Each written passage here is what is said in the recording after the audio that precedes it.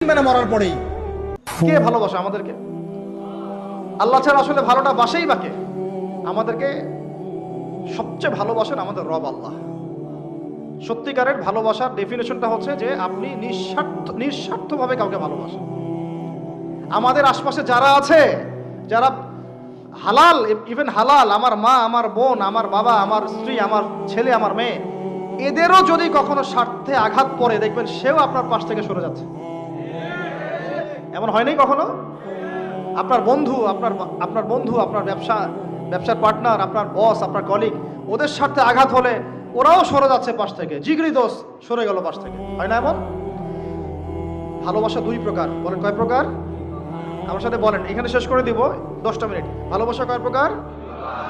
একটা হচ্ছে নিঃস্বার্থ ভালোবাসা। কি স্বার্থ? কোনো স্বার্থ নাই, নিঃস্বার্থভাবে ভালোবাসা।